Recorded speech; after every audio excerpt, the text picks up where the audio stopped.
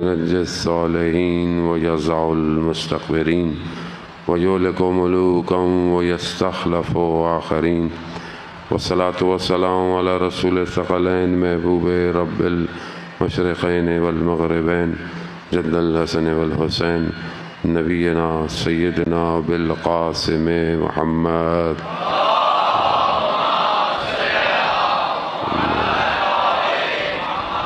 وعلى آله الطيبين الطاهرين المعصومين لا سيما بقية الله في الأرضين. روحي وأرواحنا لتراب مقدم الفداء ولعنة الله على أعدائهم أجمعين. بسم الله الرحمن الرحيم. رب اشرح لي صدري ويسر لي أمري واحلل عقدة من لساني يفقهوا قولي. أما بعد فقد قال الله تبارك وتعالى في كتاب الحكيم والقرآن المجيد وما خلقت الجن والإنس إلا ليعبدون. صلوات بھیجے محمد وعلیہ.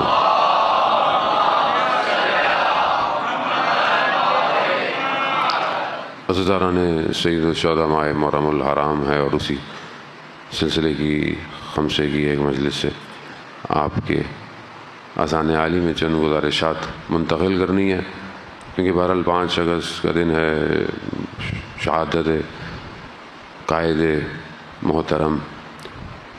شخص جو ہے وہ ظاہری حکومت دولت سے پیسوں سے کر سکتا ہے اور اس کا نام بس ایک خاص وقت تک ہوتا ہے، پھر لوگوں سے بھول جاتے ہیں اور اگر اچھے کام نہیں کیے تو لوگوں سے برا بھلا بھی بولتے ہیں. لیکن دلوں پہ حکومت کرنا ہر کسی کے بس کا کام نہیں ہوتا، اور اس مقام تک پہنچنے کے لیے اپنے دل کو خدا کو دینا پڑتا ہے. یہ خصوصیات کے جو شہید عارف کی شخصیت میں تھیں، یہ الہی نظام ان کے وجود میں تھا. اور کیوں نہ ہو کہ انہوں نے اس سب ائمہ علیہ الصلوۃ والسلام سے لیا. ظاہر ہے جو ائمہ کی سیرت پر خود چلے گا تو اس کے وجود سے بھی وہی چیز باہر آئے گی. رہبر بننا، لیڈر بننا آسان نہیں ہے. شوق تو سب کو ہی ہے. آپ گلی کے نکڑ میں بھی کسی سے پوچھ لیں، وہ بھی رہبر بننا چاہتا ہے، وہ بھی لیڈر بننا چاہتا ہے. ہر کوئی لیڈر ہے ویسے تو ہمارے ہاں. کوئی کسی کا لیڈر ہے، کوئی کسی کا لیڈر ہے. جماعتیں بھی ہماری ماشاءاللہ اتنی ہیں، اور ہر جگہ مرکزی ہے. مجلس بھی مرکزی ہے، سبیل بھی مرکزی ہے. تو ہم ہر جگہ جو ہے وہ مرکز بنا بنا کر اپنے مرکز کو توڑ دیا ہے. پہلے دیکھیں کہ ہمارا مرکز نشتر پارک ہوتا تھا، آج ہم نے خود اپنے مرکز کو خراب کیا ہے، صرف اپنے نفس کی خاطر. میں دیکھا جاؤں، میں پہچانا جاؤں.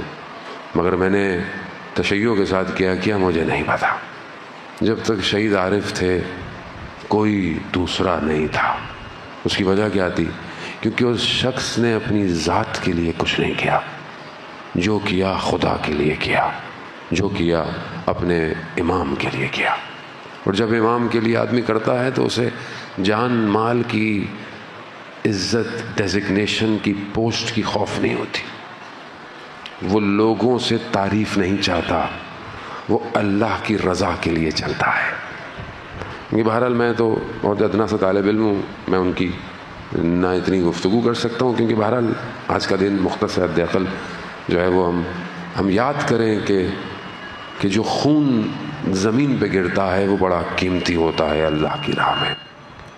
شہید عارف کے قریبی بہت سارے رفقا بہرحال جن سے ہم ملتے بھی رہے بات کرتے ہیں کہ اس زمانے میں جب جنرل ضیاء الحق نے کوشش کی کہ کسی طریقے سے جو ہے وہ شہید کو خریدا جائے یا گفتگو کی جائے، تو کہتے ہیں بندہ بھیجا. تو وہ ان کے گھر گیا تو دیکھا جیسے ہی داخل ہوا صحن میں تو شہید عارف اپنے کپڑے خود دھو رہے ہیں. وہ آئے کہ مجھے آپ سے ملنا ہے. ہاں بیٹھو میں آتا ہوں. بیٹھے، چائے پی. کہتے ہیں کیسے؟ بس ایسے ہی آنا ہوا، چلے گا. واپس جا کر انہوں نے جو ہے وہ یہ میسج دیا کہ جو شخص اپنے کپڑے خود دھوتا ہو وہ ہماری بات نہیں سنے گا.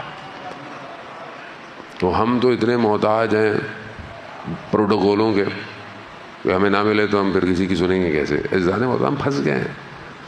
ہم گرفتار ہو گئے، ہم خود بننا چاہتے ہیں، جبکہ اللہ کی راہ میں چلنے کے لیے اپنے آپ کو مٹانا پڑتا ہے۔ یہی شہید عارف کا جو ہے وہ داستان ہے۔ ایسے نہیں، امام خمینی نے اپنی زندگی میں 2 لوگوں کو اپنا فرزند کہا ہے۔ جب شہید عارف کا انتقال ہوا تو وصیت نامہ بھیجا، جو ان کے بیٹے نے پڑھا، ویڈیو آج بھی موجود ہے، کہ امام نے شہید کو اپنا فرزند کہا، ایک شہید متحری کو اپنا فرزند کہا، ایک شہید عارف کو اپنا اور امام خمینی جیسی شخصیت کسی کی دکھانے کے لیے نہیں بولتی، الہی شخص الہی ذکر کرتا ہے۔ تو بہرحال ہم بھی اپنی ذات میں، زندگی میں الہی چیزوں کو پیدا کریں۔ خدا بھی قرآن میں کہتا ہے کہ رنگ اپنے خدائی رنگ اختیار کرو۔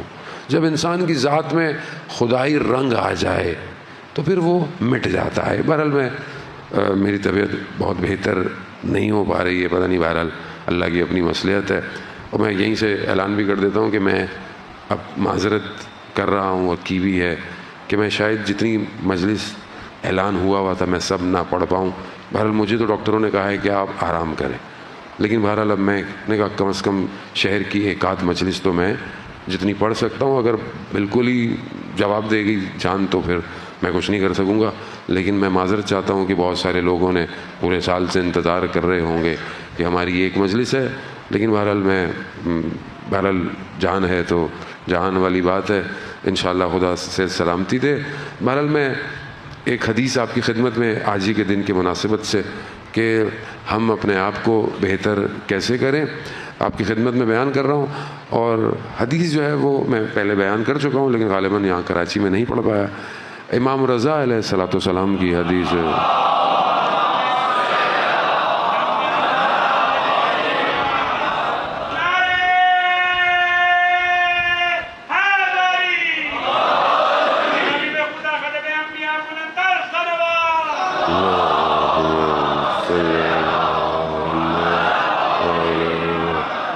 عزیزان محترم، ہم اپنی ذہن سے، اپنے علم سے اور اپنی ڈیفینیشن کے حساب سے ایک کامیاب شخص کی، ایک انٹلیکچوئل شخص کی تعریف کرتے ہیں۔ دنیا بھی ایسی ہے، دنیا اس کو پڑھا لکھا بولتی ہے جو دنیا کی اپنی تعریف، ظاہری دنیا اس کو انٹلیکچوئل بولتی ہے، پڑھا لکھا بولتی ہے کہ جو تھوڑا ماڈرن ہے، تھوڑا سیکولر ہے، تھوڑا لبرل ہے، اور چیزوں کو بہت ریلیکس موڈ میں لیتا ہے، جبکہ بہرحال اسلام اپنی تعریف کر رہا ہے۔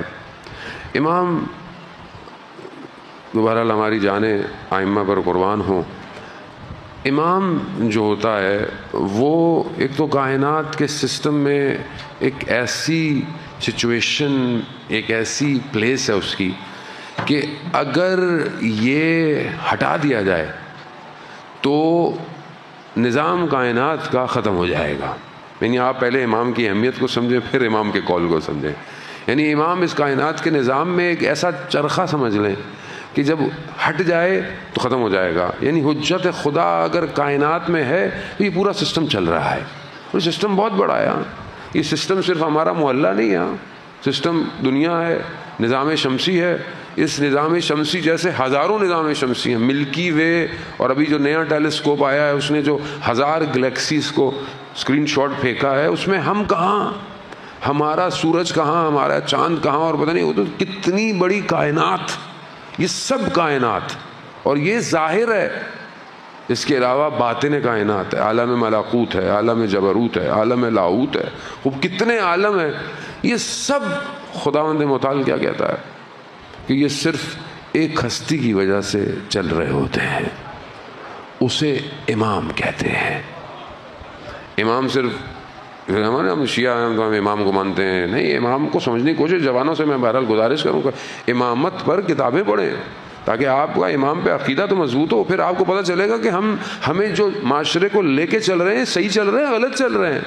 جب آپ امام ہی کو نہیں پہچانیں گے تو پھر ظاہر ہے جو آئے گا، جیسے آئے گا، معاشرہ وہیں ٹیڑھا میڑھا ہوتا چلا جائے گا۔ امام کو سمجھیں گے تو آپ کو آپ کی ذمہ داری سمجھ میں آئے گی۔ جو کربلا میں تھے انہیں امام سمجھ میں آ گیا تھا، اسی لیے وہ امام کو چھوڑ کے نہیں گئے، ورنہ امام نے انہیں جنت بھی دے دی تھی، مقام بھی دکھا دیے تھے، بیعت بھی ہٹا دی تھی، پھر کیا مسئلہ تھا؟ مسئلہ یہی تھا کہ امام کے بغیر زندگی نہیں ہے. اب یہ امام فرماتے ہیں کہ جس کی عقل سالم ہے اس کی 10 کوالٹیز ہوتی ہیں اس کے اندر. اب ہم اپنے آپ کو سکین کریں کہ ہماری عقل سالم ہے کہ نہیں ہے. اور جس کی عقل سالم ہوتی ہے وہ ادراک کرتا ہے، درک کرتا ہے. یہ جو درک مفاہیم ہے، یہ جو ہم انڈرسٹینڈ کرتے ہیں، یہ عقل سے ہے. عقل انسان کو کہتی ہے نا 2+2 کیا ہے؟ 4 ہے. جس کی عقل ڈسٹرب ہوتی ہے اس کو وہ نہیں. انسان بڑا ہو جائے اور عقل چھوٹی رہ جائے تو کیا کہتے ہیں آپ کہ یہ ذہنی طور پر بچہ ہے، ایسے کہتے ہیں نا آپ. وہ عقل ہے بیسیکلی. وہ عقل ادراکات کی طرف لے کے جاتی ہے. وما ادراک ما لیلۃ القدر. تم درک نہیں کر سکتے. درک کہاں سے ہے؟ عقل سے درک. وہ بہرحال یہ عقل کی گفتگو بہت ہے. عقل اور جہل جو ہماری کتاب ہے اصول کافی، کبھی کبھی انسان کھول ہی لیتا ہے. ویسے برا نہیں ہے اگر انسان کھول لے کبھی. اصول کافی ہماری 4 کتابوں میں سے ایک معتبر کتاب. اس کا جو احادیث شروع کی ہیں وہ عقل اور جہل ہے. عقل کے لشکر ہیں، جہالت کے بھی لشکر ہیں. اب اس عقل کو سالم ہونے کے لیے امام فرما رہے ہیں 10 کوالٹیز ہونی چاہیے. بس میں بہت تیزی سے اور اختصار سے آپ کی خدمت میں کہ ان 10 کوالٹیز کو چیک کریں ہمارے اندر ہیں کہ نہیں ہے. میں اپنے اندر چیک کرتا ہوں، میں بھی فیل ہوں ویسے. بہرحال میں آپ کی خدمت میں انشاءاللہ آپ کی عقلیں سالم میں. صلوات بھیج دیں محمد و آل محمد.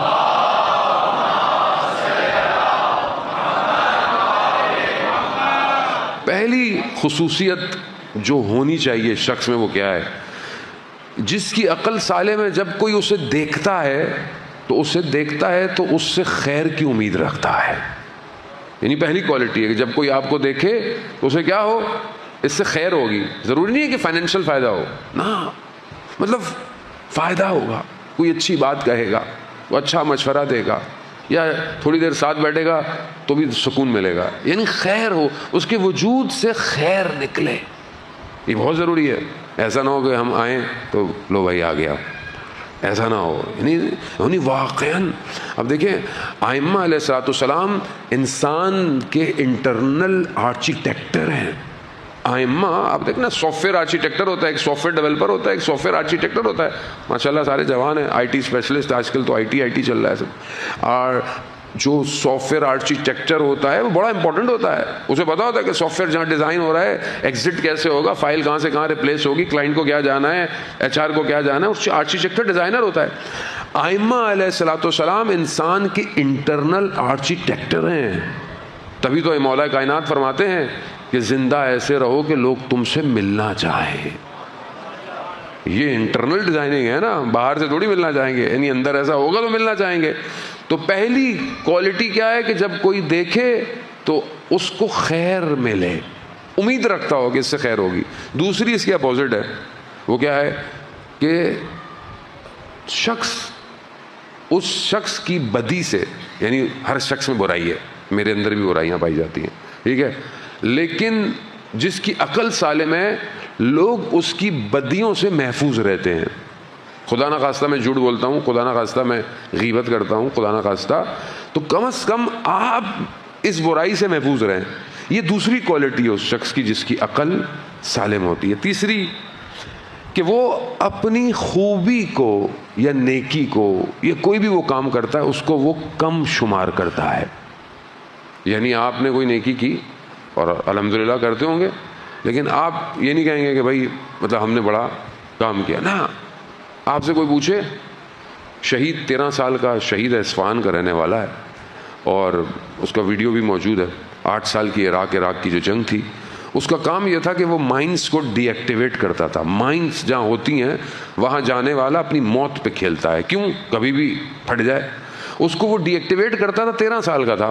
اب آپ سوچیں 13 سال کا بچہ، اس کا رول ماڈل کیا تھا؟ حضرت قاسم، کہ جس کے لیے موت شہد سے بھی زیادہ میٹھی ہے. اس سے پوچھا کہ تم کیا کرتے ہو؟ تو اس نے یہ نہیں بولا کہ میں پتہ نہیں میں یہ کرتا ہوں یا میں کرتا ہوں تو لوگ جا رہے ہیں آگے. نہیں، اس نے کیا بولا؟ اس نے بولا میں تو کچھ بھی نہیں کرتا، جو کرتا ہے خدا کرتا ہے. یعنی اپنی خیر کو اصل کم تر شمار کرنا. اور یہاں ہم نے کوئی کام کیا ہو نہیں بھی پتا ہوگا تو ہم بہانوں سے بتائیں گے. وہ جو چل رہا ہے نا سیٹ اپ، پیچھے ہم ہیں.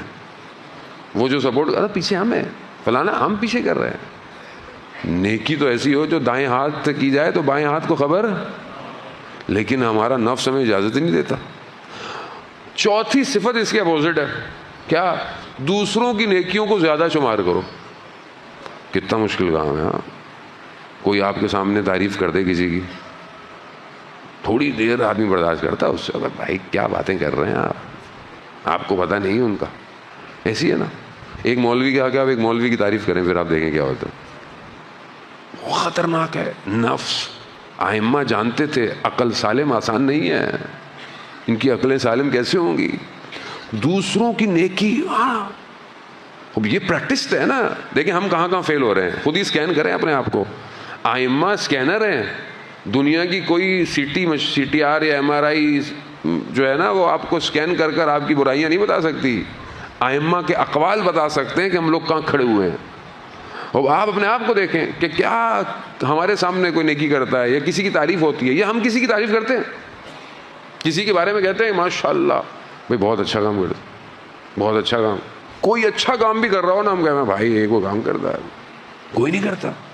یہ بہت ضروری ہے عزیزان محترم.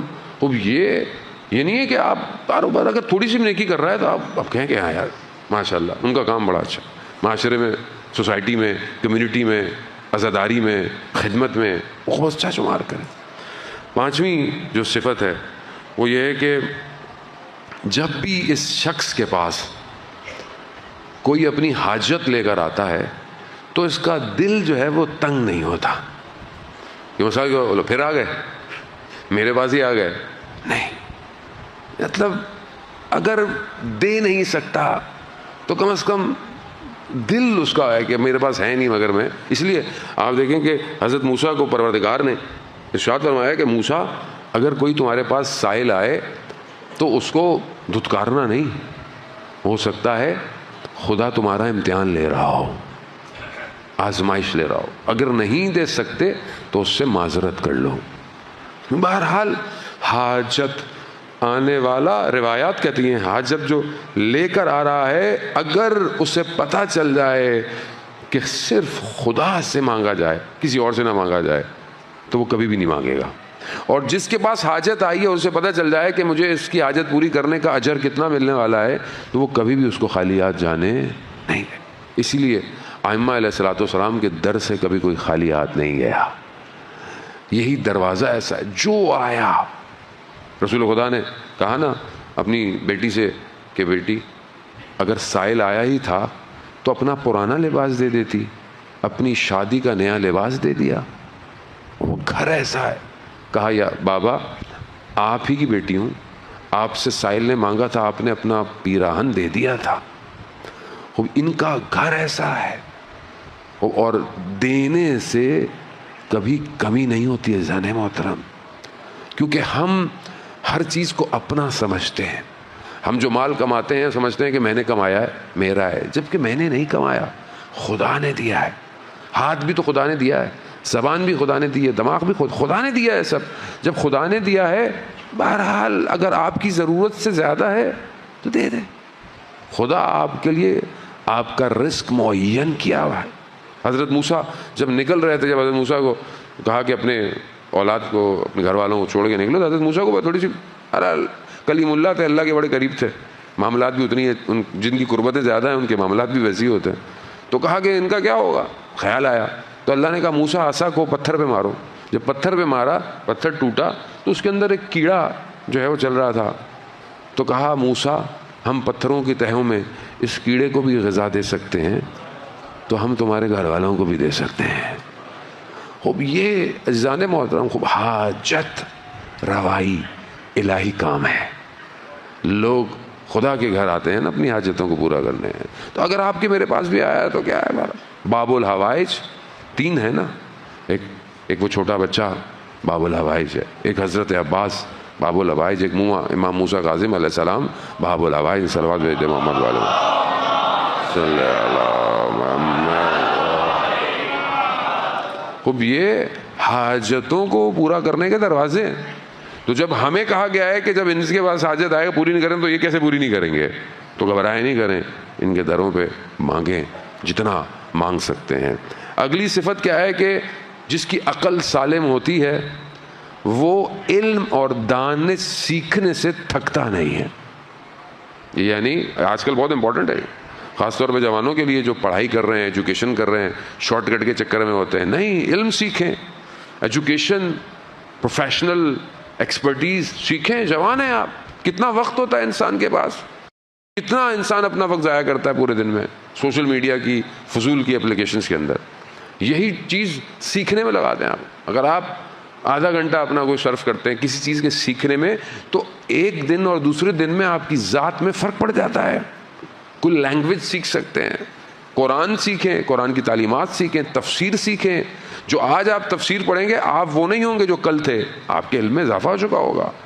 کیونکہ ہم آج کل کا دور انسان کو بہت شارٹ کٹ پہ لے گیا۔ جب سے یہ اے آئی آیا، آرٹیفیشل انٹیلیجنس، تب انسان سمجھتا ہے اب تو محنت بھی نہیں کرنی، اب تو تھیسس بھی ایسے ہی بن جائیں گے، سارے کام ایسے ہو جائیں گے۔ یہ بہرحال انسان اپنی سستی اور کاہلی کی طرف زیادہ جا رہا ہے۔ خوب محنت یعنی علم سیکھنا اور علم کی تلاش کرنا، یہ عقل مند انسان کی نشانی ہے۔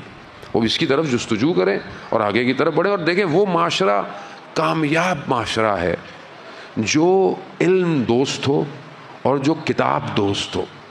آپ دیکھیں نا ہمارے ملک میں لائبریریاں کتنی ہیں، محلے میں کتنی لائبریریاں ہوگی، یقیناً ایسا نہیں کہ کوئی ایک آدھ لائبریری وہ آئسو والوں نے بنائی ہوگی، یہ بیچارے بنا لیتے۔ لائبریریاں کتنی ہیں، بعض لوگوں کے گھروں میں ہوتی ہیں، ماشاءاللہ میں چاہتا ہوں لوگوں کے گھروں میں لوگوں نے لائبریریاں بنائی ہوئی ہیں، شوق ہے۔ وہ بھی بڑوں کو، بچوں کو کوئی نہیں، اب تو ٹیبلٹ دلا دو بس، گیم کھیل لینا ڈاؤن لوڈ۔ ان کی لائبریری ہے گیموں کی، کتابوں کی لائبریری نہیں ہے۔ خوب ظاہر ہے جو قوم کتاب پڑھنا چھوڑ دے تو اس کے ساتھ کیا ہوگا؟ میرے جیسے بھی رہیں گے جن کو کچھ نہیں آتا، پھر وہ آپ کو بول دیں گے، آپ بھی سنتے رہیں گے۔ کتاب دوستی صرف ضروری ہے کہ مذہبی کتابیں پڑھنی ہیں، اپنے سبجیکٹ کی کتابیں، ایجوکیشن کی کتابیں، اس کے علاوہ اور کتنی کتابیں۔ جو ایجوکیشن سسٹم ہے وہ تو ہمیں موٹیویٹ نہیں کر رہا کتاب پڑھنے کی طرف، وہ تو ٹیوشن کی طرف موٹیویٹ کرتا ہے۔ اسکول کی فیسیں بھی دو، ٹیوشن بھی پڑھاؤ۔ کوچنگ سینٹر خود برا نہ مان جائے وہ بیٹھا ہوا، کوچنگ سینٹر خود مافیا ہوتا ہے، اور اسکولوں میں پڑھائی نہیں جاتی۔ اب دنیا میں کتنے، دنیا میں آپ دیکھیں، آپ بھی مزہ انٹرنیٹ ہے، آپ دیکھ لیں، میں بھی گھومتا پھرتا رہتا ہوں، دنیا میں اسکول سسٹم ہے۔ ایسا نہیں ہے کہ جو اسکولوں میں جاتے ہیں رات کو وہ شاموں کو 4-4 5 گھنٹے بچے ٹیوشن پڑھ رہے ہیں، تو بھائی اسکول کرنے کے لیے جا رہے ہیں؟ پھر فالٹ ہے نا، سسٹم میں فالٹ ہے۔ یہ سسٹم دبا رہا ہے، غلام بنا رہا ہے، انسان نہیں بنا رہا۔ انسان بننے کے لیے خود ہی کوشش کریں، کوئی اور نہیں آئے گا، نہ کوئی موقع دے گا، خود کوشش کریں، اپنے آپ سے، اپنی ذات سے کوشش کریں۔ تو جس کی عقل سالم ہوتی ہے وہ علم اور دانش سیکھنے سے تھکتا نہیں ہے، چاہے زندگی جتنی بھی ہو جائے۔ مشہور حدیث عنوان بصری جو کتاب کا ہم نے بھی ترجمہ کرایا، اس میں کیا ہے کہ وہ شخص جو علم سیکھنا چاہتا ہے اس کی ایج کتنی ہے؟ 95 سال۔ جو امام کی خدمت میں آیا 95 سال، 95 ایئرز بہت ہوتی ہے، پھر بھی آیا کہ میں مولا کی خدمت میں جاؤں اور علم حاصل کروں۔ ابھی تو ماشاءاللہ ہم جوان ہیں، ذہن ہے، برین ہے، تو اپنے آپ کو سیکھیں۔ یہ ایک نشانی۔ 7ویں نشانی یہ ہے کہ یہ اللہ کی راہ میں فقر کو، یعنی اللہ کی راہ میں محتاجی، اس کو زیادہ پسند ہے، یعنی خدا کی راہ میں فقیر ہونے کو یہ پسند کرتا ہے۔ خود رسول خدا حضرت محمد مصطفیٰ صلی اللہ علیہ وآلہ وسلم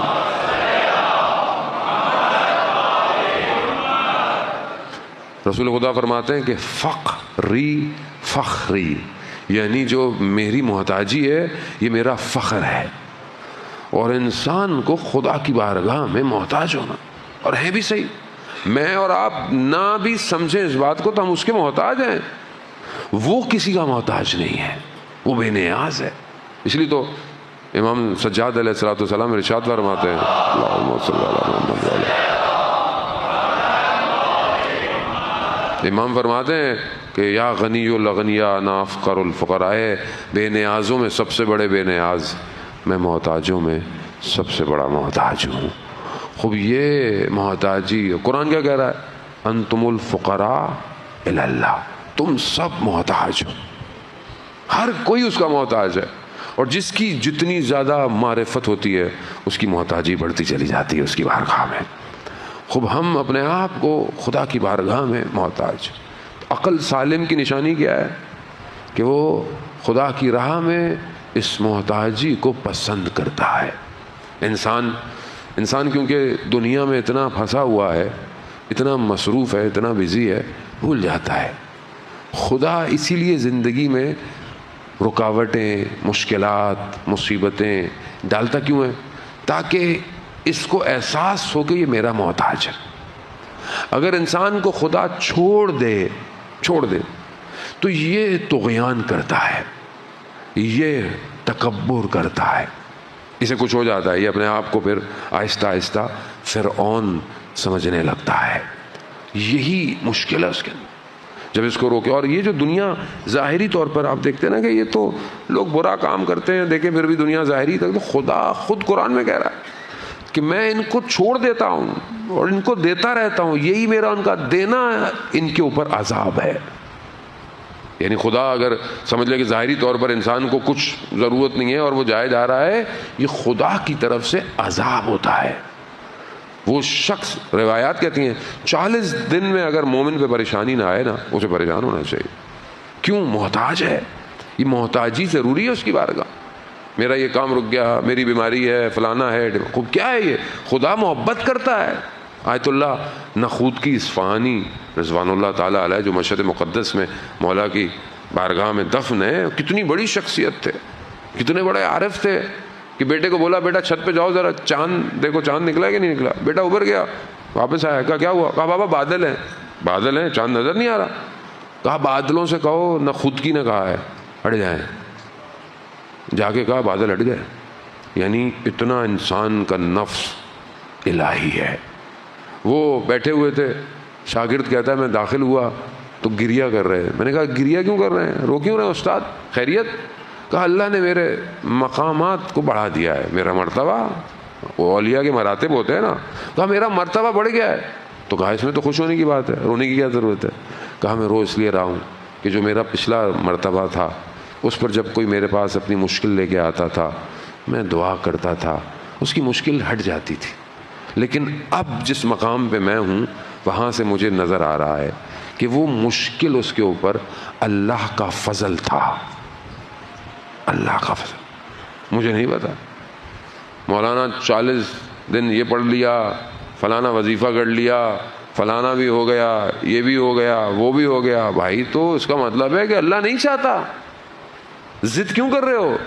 ضد ہے نا، وہ ایک چیز کر لی نہیں ہو رہی، چھوڑ دو خدا پہ، اللہ کی مرضی. لیکن نہیں، میں ضد پہ لگا ہوا ہوں، یہ کیوں نہیں ٹھیک ہو رہا، وہ کیوں نہیں ٹھیک ہو رہا. کبھی کبھی انسان پھنس جاتا ہے زندگی میں، مایوس ہو جاتا. عزیزان محترم، محتاجی خدا کی طرف سے کرم ہے، کرم. یہی محتاجی انسان کو کامیابی کی طرف لے کے جاتی ہے. جو خدا کا محتاج ہوتا ہے وہ کسی اور کا محتاج نہیں ہوتا. صلوات بھیجے محمد وآلہ.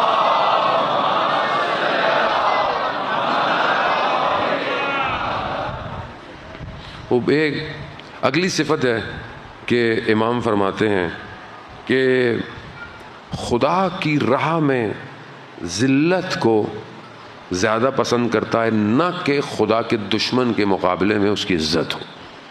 یعنی خدا کے لیے وہ ذلیل ہو جائے پسند کرتا ہے، نہ کہ اللہ کی دشمن کے دربار میں بیٹھا ہو اور وہ اس کو عزت دے رہا ہو. اسے ایسی عزت ہے ہاتھ منا ذلہ، ایسی عزت سے نہیں کچھ. اور یہ یعنی خدا کے دشمن کے آگے جانا عزت نہیں ہے. اور قومیں بھی سالم وہی ہیں جو اللہ کے دشمنوں کے آگے اپنے ہاتھوں کو نہیں بچھاتی، عزت نہیں لیتی. اگر عزت لینی ہے تو خدا سے لو. اسی لیے سید الشہداء نے کیا فرمایا تھا؟ مثلی لا یباجع مثلا، میرے جیسا تیرے جیسے کی بیعت کرے گا. کیوں؟ کیونکہ خدا کی راہ ہے. اور یہ امام نے فارمولہ قیامت تک کے لیے دیا کہ اب جب بھی کہیں یزید یا یزید کا سسٹم آئے تو جو حسین ہے یا حسینی ہے وہ یزید کے سسٹم کے آگے نہیں جھکے گا. اللہ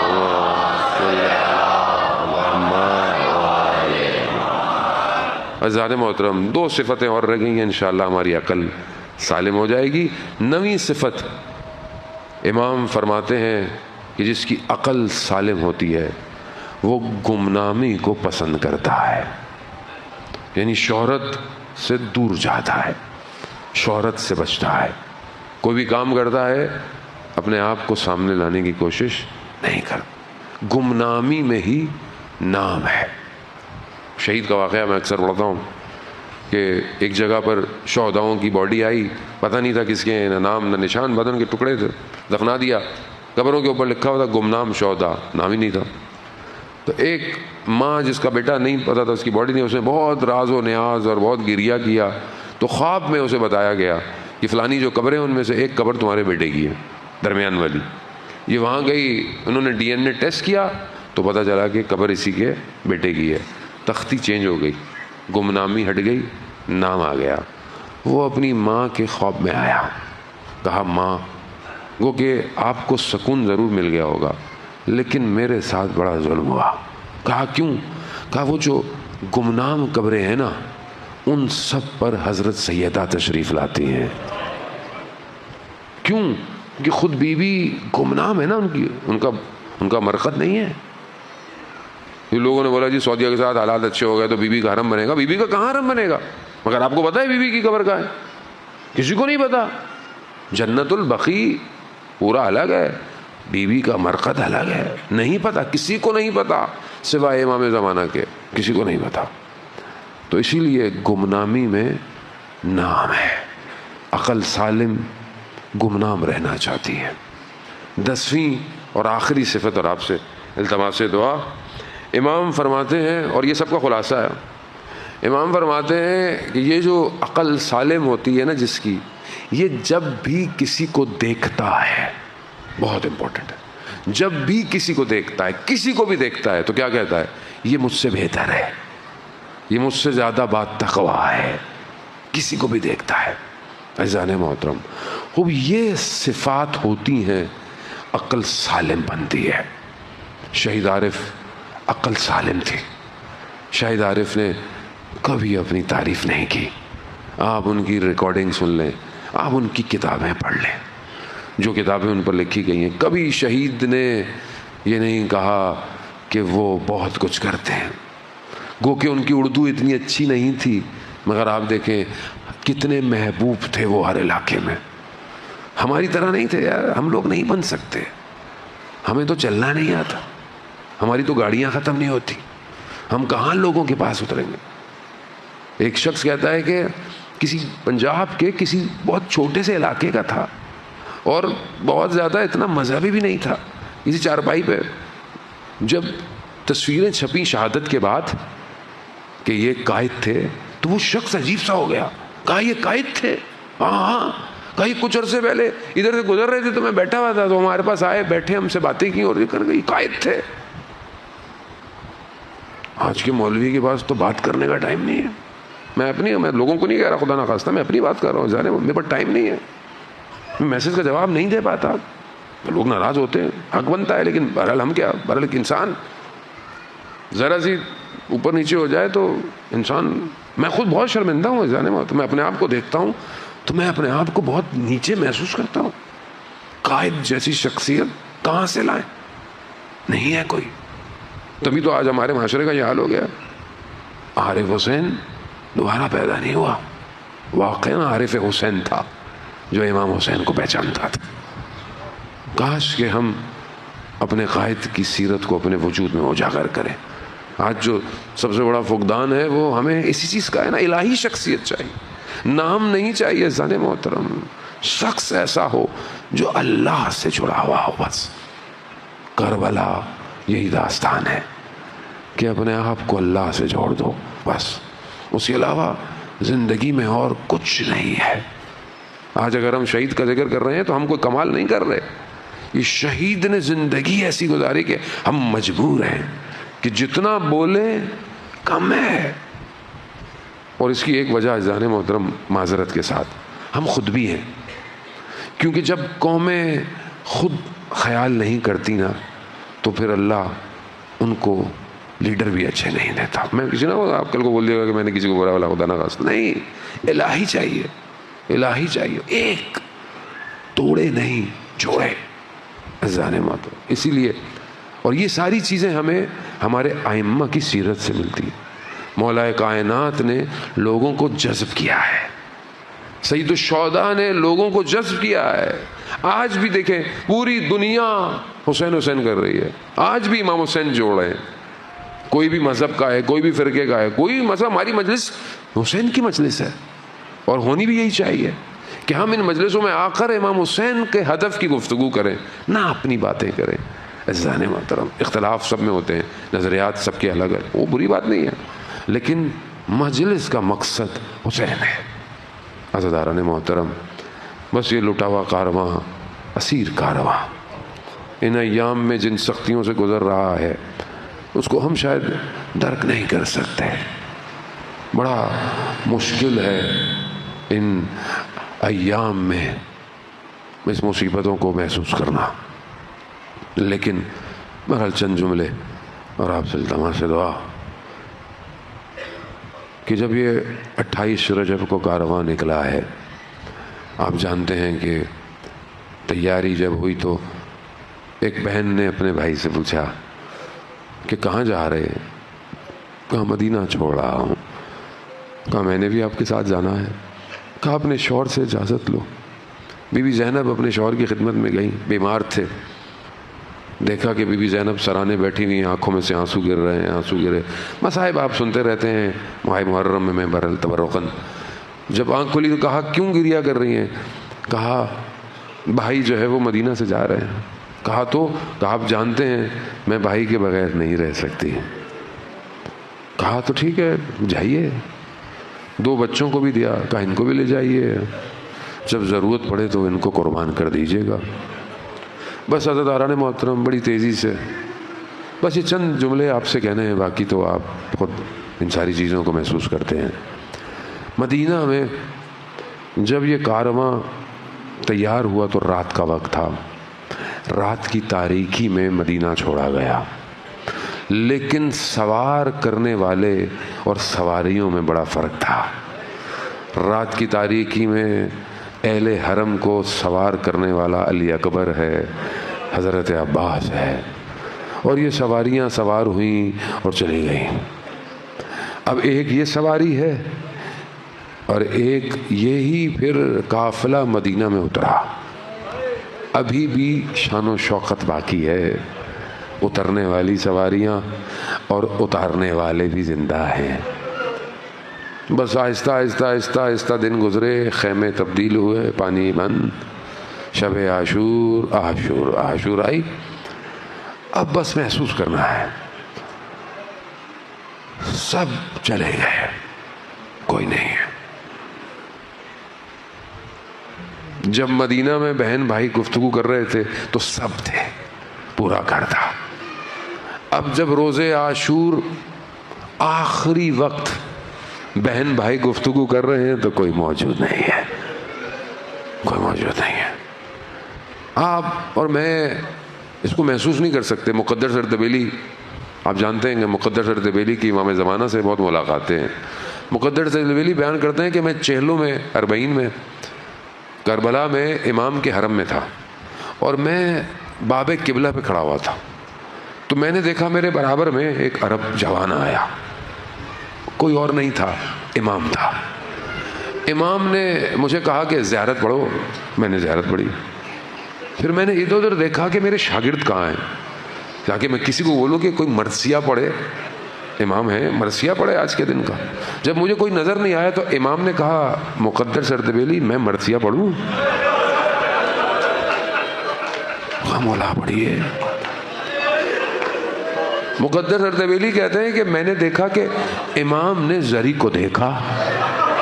امام کے دیکھنے نے میرے دل کو ہلا دیا اور امام نے ایک جملہ کہا, صرف کہا اے میرے جد, اے میرے آقا.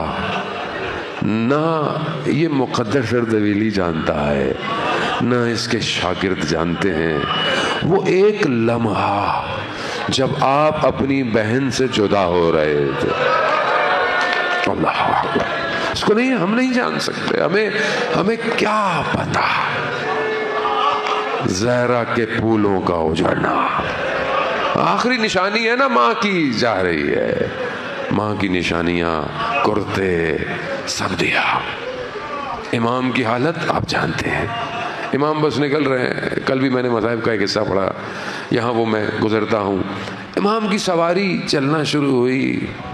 تھوڑی دیر میں مقتل، دیکھیں مقتل میں بہت ساری چیزیں ہوتی ہیں جو پڑھتے ہیں انسان. مقتل نے خیموں کی گفتگو نہیں بتائی، خاموش. ہوگا مقتل میں نہیں ہے. صرف مقتل یہ ایک جملہ بتاتا ہے جو بہن کے زبان مبارک سے جاری ہوا. سواری جا رہی ہے، پیچھے سے آواز آئی، مہلن مہلن یبن الزہرا. آہستہ آہستہ چلو زہرا کے لال، آہستہ چلو. یہ سننا تھا. امام نے کہا بہن ابھی تو ودا ہو کے آ رہا ہوں.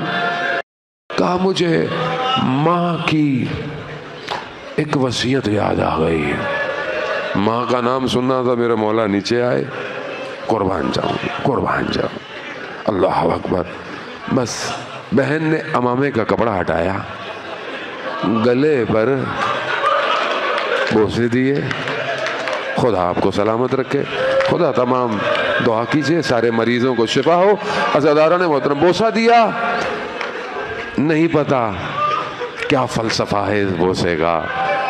یہ تو تھوڑی دیر بعد جب امام زین سے زمین پر آئے نا، کہتے ہیں کہ چند لوگ 10-12 لوگ آئے کہ جو امام کی گردن کو جدا کرنا چاہتے تھے.